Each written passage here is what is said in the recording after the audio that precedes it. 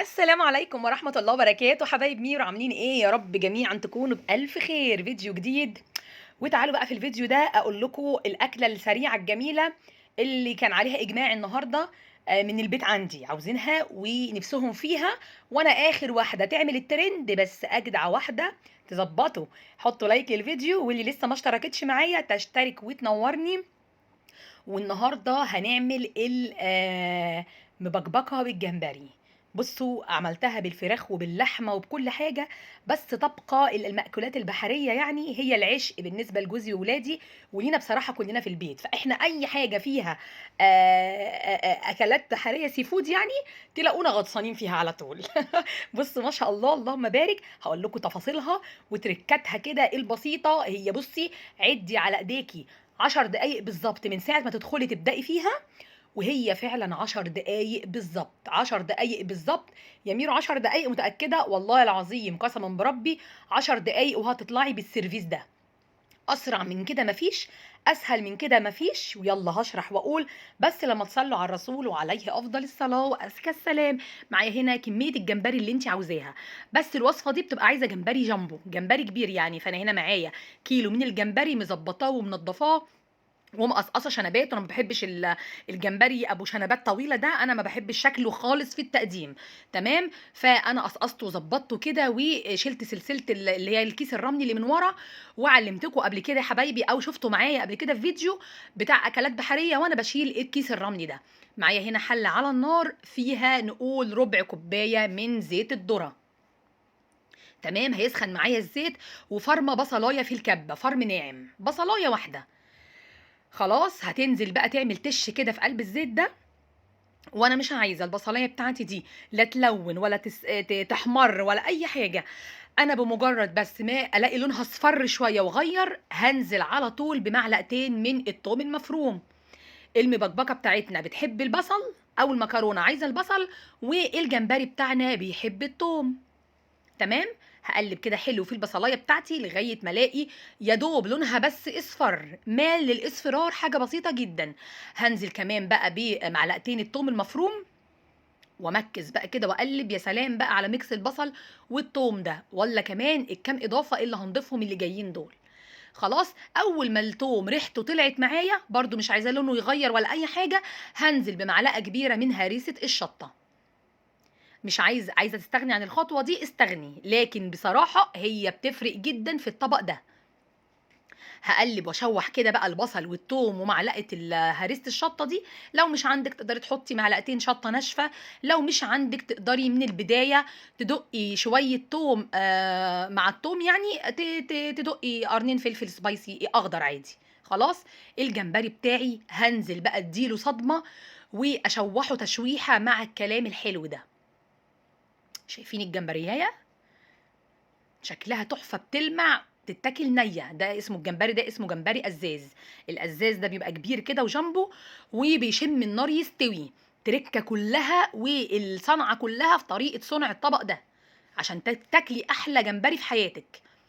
بصوا، انا مش هقلب فيه كتير، انا يا دوب بس بوسع مكان لكل جمبريايه تبقى جنب اختها كده. واخترت حله كبيره تاخد الكيلو، وتاخد معايا كمان كميه المكرونه اللي هعملها. بصوا، يعني نص دقيقه 30 ثانيه بالظبط. هقلب كده وانطق الحله بتاعتي يمين وشمال وفوق وتحت علشان الجمبري كله ياخد اللون الاورنج ده. هو الحقيقه هياخد يعني على طول هينزل على النار. هتلاقي لونه اتغير كده بالطريقه دي على طول. ما تقعديش بقى تقلبي فيه كتير. خلاص، انا قلبته على الناحيه التانية عشان الناحيه التانية تبقى لونها الاورنج زي دي زي اختها يعني، وخلاص. بس كده كفايه كفايه يا ميرو، كفايه. بقول لكم خلاص كده. انا قلبته تقليبه، نطقت الحله وتقليبه بالمعلقه كده الخشب على الجنب التاني، وخلاص كنت مجهزه معايا نص كيلو من عصير الطماطم مضروبه في الخلاط ومتصفيه. هنزل بقى بيها على الجمبري بتاعي. خلاص، اظبطي تايمر البوتاجاز او اعملي الستوب ووتش كده على ايديكي 7 دقايق بالتمام والكمال. 7 دقايق، انا حقيقي حقيقي ظبطت تايمر البوتاجاز على 7 دقايق. خلاص، تكتك معايا وغلى بقى الكلام ده كله الحلو. هملح بقى، هدي ملح، فلفل اسمر، كمون، كزبره ناشفه، يعني حطيت معلقتين ملح، معلقه كمون، معلقه كزبره ناشفه، معلقه فلفل اسمر او نص معلقه صغيره فلفل اسمر. وهجيب دلوقتي الكيس الجميل المحبب لقلبي بقى، اللي بعشقه في كل الوصفات، اللي هو تتبيله ال11 بهار من كنور. قد ايه الكيس ده الجميل ده حالا هيقع مني في الحله دي، شايفين؟ عادي، دي كواليس التصوير.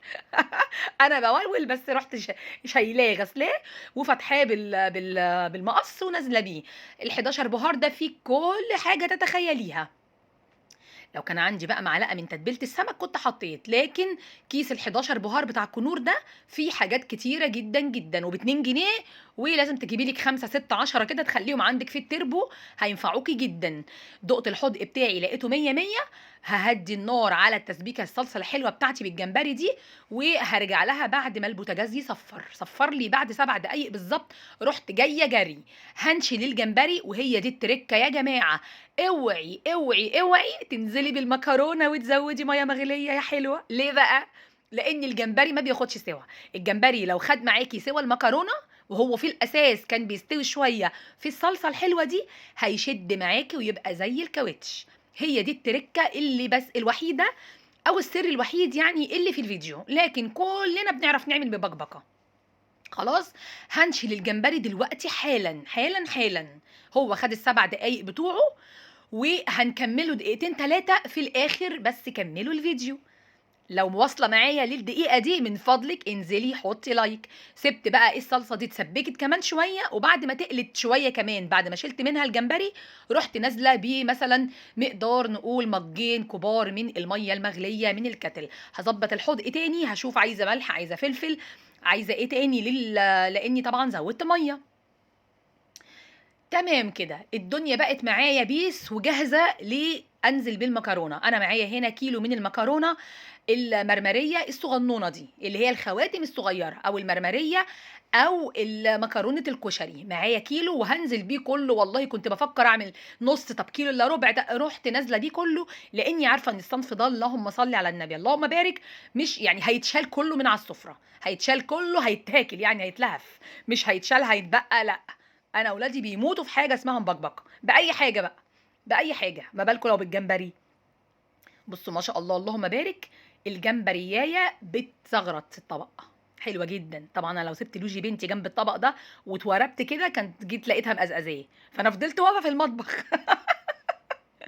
نزلت بقى بالمكرونه وظبطت تايمر البوتاجاز على 7 دقايق كمان. والمكرونه دي يا جماعه بتبقى كده، بتبقى فيها جوسي كده وملحلحه، وبتبقى 90% سوا.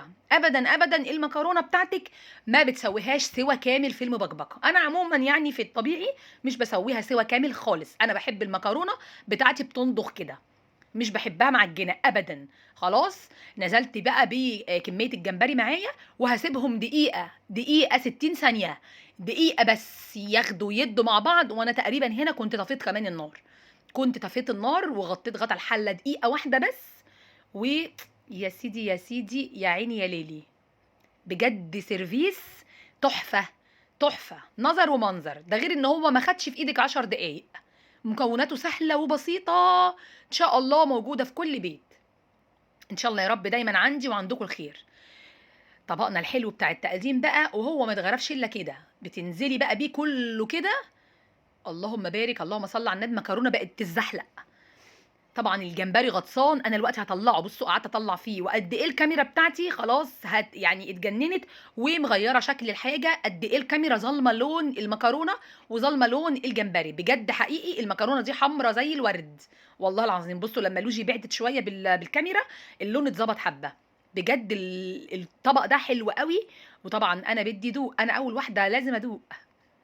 جميلة جميلة، أنا عايزة أقول لكم قسما بالله أنا الجمبري ده من جماله أنا أكلته بقشره. ده أنا فتحت واحدة كده قدام الكاميرا وقشرتها كده، يعني قال يعني اتيكيت قدام الكاميرا. عايزة أقول لكم أقسم بالله العظيم كلناه بقشره، من جمال قشرته ومن جمال السوى. هو حقيقي كان خطير خطير خطير.